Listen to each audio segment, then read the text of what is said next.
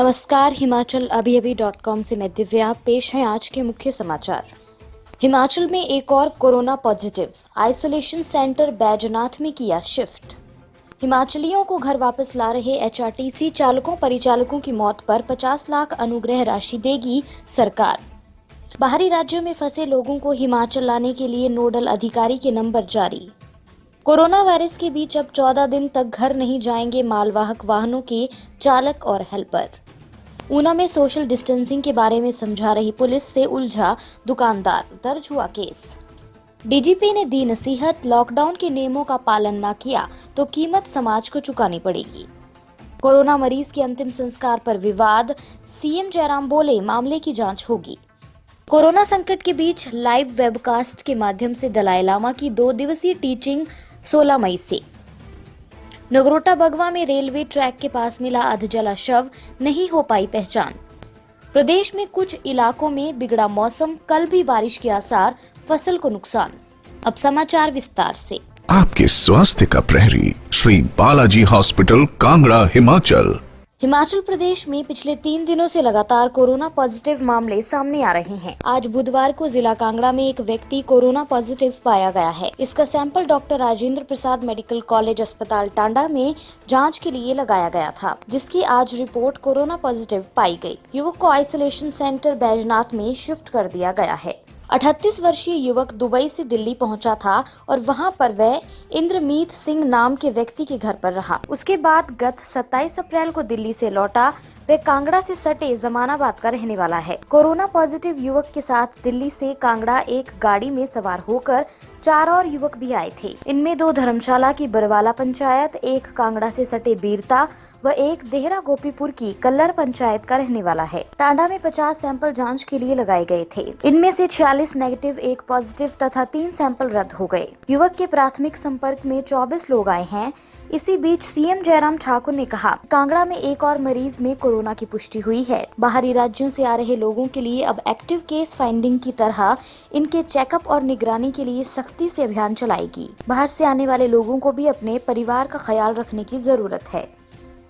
Corona संकट के बीच अपनी जान पर खेलकर दूसरे राज्यों में फंसे हिमाचलियों को वापस घर पहुंचाने के काम में जुटे एचआरटीसी के चालकों परिचालकों की ड्यूटी के दौरान मौत होने पर उनके परिजनों को जयराम सरकार ने 50 लाख रुपए की अनुग्रह राशि देने का फैसला किया है। ये जानकारी देते हुए सीएम जयराम ठाकुर ने कहा कि प्रदेश सरकार कोविड-19 से निपटने के लिए कर्मचारियों की सुरक्षा और कल्याण के लिए प्रतिबद्ध है और उन्हें सभी आवश्यक सुरक्षा उपकरण जैसे मास्क, दस्ताने इत्यादि उपलब्ध करवाए जा रहे हैं। जयराम ने कोरोना महामारी के दृष्टिगत राजस्थान के कोटा, दिल्ली, चंडीगढ़, ट्राई सिटी, मोहाली, पंचकुला व चंडीगढ़ सहित देश के अन्य जिलों में भारी संख्या में फंसे हिमाचली छात्रों को हिमाचल वापस लाने में एचआरटीसी के चालकों व परिचालकों के योगदान की सराहना की है। उन्होंने यूपी के सीएम योगी आदित्यनाथ का भी वाराणसी के विभिन्न शिक्षा संस्थानों में शिक्षा ग्रहण कर रहे हिमाचल के 22 स्टूडेंट्स को वापस भेजने के प्रबंधों के लिए आभार जताया।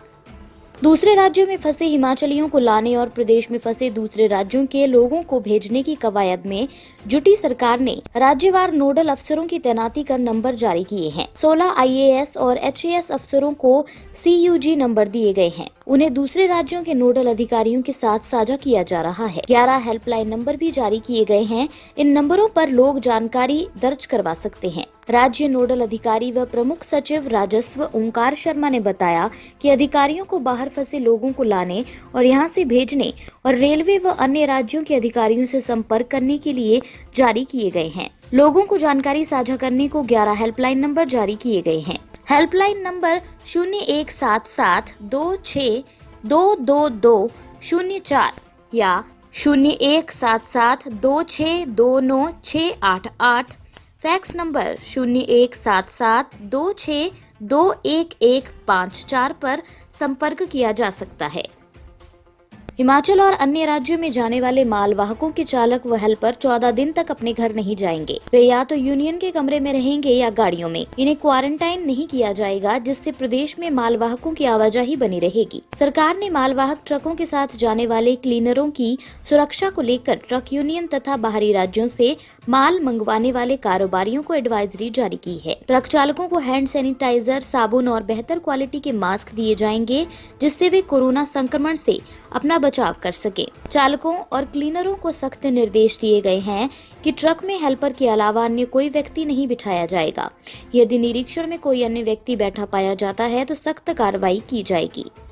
ऊना में लोगों को सोशल डिस्टेंसिंग के बारे में समझा रही पुलिस के साथ उलझना एक दुकानदार को महंगा पड़ गया। पुलिस ने दुकानदार के खिलाफ मामला दर्ज कर लिया है। ये दुकानदार जिला मुख्यालय स्थित नगर परिषद कार्यालय के मेन गेट पर दुकान करता है। जानकारी के अनुसार बुधवार को पुलिस की टीम नगर परिषद ऑफिस के बाहर लोगों को सोशल डिस्टेंसिंग के बारे में समझा रही थी। इसी दौरान ये दुकानदार आया और पुलिस से उलझ पड़ा। काफी समझाने के बाद भी जब वह नहीं माना तो पुलिस को उसके खिलाफ मजबूरन कार्रवाई करनी पड़ी। आरोपी की पहचान झलेड़ा से सटे रायसेरी निवासी सुरेंद्र मोहन लठ के रूप में हुई है। डीएसपी हेडक्वार्टर अशोक वर्मा ने बताया कि पुलिस ने सोशल डिस्टेंसिंग का उल्लंघन करने और पुलिस के साथ उलझने के आरोप में आरोपी के खिलाफ मामला दर्ज कर जांच शुरू कर दी है।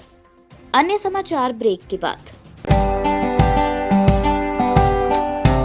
Shri Balaji multi speciality hospital Kangra, जहां आपको एक ही छत के नीचे मिले बेहतरीन चिकित्सा सुविधाएं, cardiology, laparoscopic, general surgery, neuro surgery, orthopaedics, paediatric, radio diagnosis, urology, gastroenterology, ophthalmology, pathology, medicine, anaesthesia और डेंटल जैसी अत्याधुनिक और बेहतरीन चिकित्सा सुविधाएं, 24 घंटे इमरजेंसी सुविधा, 9 बेड के साथ critical care unit, cardiac monitor और डिफिब्रिलेटर्स, सेंट्रल ऑक्सीजन लाइन और वेंटिलेटर सुविधा। हिमाचल प्रदेश के सबसे बड़े निजी स्वास्थ्य सेवा प्रदाताओं में से एक Shri Balaji multi speciality hospital Kangra राष्ट्रीय स्वास्थ्य बीमा योजना के साथ सूचीबद्ध Shri Balaji multi speciality hospital Kangra BPL परिवारों के लिए अस्पताल में कैशलेस भर्ती होने के साथ ही ईसीएच की भी सुविधा। हमारा पता Shri Balaji multi speciality hospital, Balaji Vihar, Ujjain, Kangra.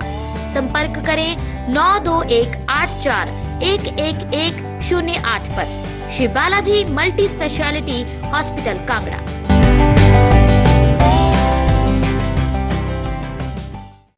Corona virus के चलते प्रदेशवासियों को नसीहत देते हुए डीजीपी एसआर मरडी ने कहा कि इतने मामले सामने आने के बाद भी लोग इस बीमारी की गंभीरता को नहीं समझ रहे हैं। ये लॉकडाउन के नियमों का पालन नहीं कर रहे हैं। अगर कोई लॉकडाउन के नियमों का पालन नहीं करता है तो पूरे समाज को उसकी कीमत चुकानी पड़ेगी। उन्होंने कहा कि अगर व्यक्ति कानून तोड़ता है तो केवल उसे उसकी कीमत चुकानी पड़ती है, लेकिन लॉकडाउन की कीमत उसके परिवार व आसपास के लोगों को भी चुकानी पड़ेगी। मंडी जिला में कोरोना पॉजिटिव की मौत हुई है, उसके बाद पूरा जिला ऑरेंज जोन में जा रहा है। इस जिले को ग्रीन जोन में आते समय लग जाएगा, इसलिए जो भी हो नियमों का पालन करें। सरकाघाट के युवक की कोरोना से मौत के अंतिम संस्कार में प्रोटोकॉल ना फॉलो करने पर उपजा विवाद बढ़ता जा रहा है। दाह संस्कार में निर्धारित प्रोटोकॉल की पालना नहीं की गई। इस दौरान शिमला अर्बन की एसडीएम ने आरोप लगाया कि सूचना के बावजूद निगम की ओर से कोई कर्मचारी मौके पर नहीं भेजा गया। अब मामले में सीएम जयराम ठाकुर का बयान आया है। सीएम ने कहा कि मामले की जाँच की जाएगी और भविष्य में ऐसी लापरवाही न हो, इसका ध्यान रखा जाएगा।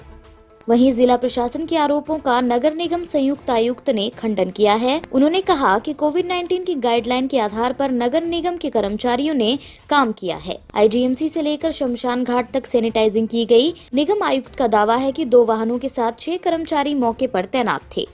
कोरोना वायरस के बढ़ते प्रकोप के चलते तिब्बतियों के सर्वोच्च धर्मगुरु दलाई लामा 16 व 17 मई को लाइव वेबकास्ट के माध्यम से 2 दिवसीय शिक्षाएं देंगे। इन शिक्षाओं का सीधा वेब प्रसारण करने के लिए सभी तैयारियों को अंतिम रूप दिया गया है। ये शिक्षाएं दलाई लामा ने दुनिया भर के अनुयायियों और समूहों के अनुरोध पर देने पर सहमति व्यक्त की है। 16 मई और 17 मई को सुबह 8 से 9:30 बजे तक बोधिसत्व के नागार्जुन की प्रिसीसियस गारलैंड के अध्याय 1 और 4 पर शिक्षाएं दी जाएंगी। 16 मई और 17 मई को सुबह 8 से 9:30 बजे तक बोधिसत्व के नागार्जुन की प्रीसियस गारलैंड के अध्याय 1 और 4 पर शिक्षाएं दी जाएंगी। दुनिया भर के लोग इन उपदेशों का लाइव वेबकास्ट देख सकते हैं और उन्हें तिब्बती, अंग्रेजी, चीनी और अन्य भाषाओं में आधिकारिक वेबसाइट पर सुन सकते हैं।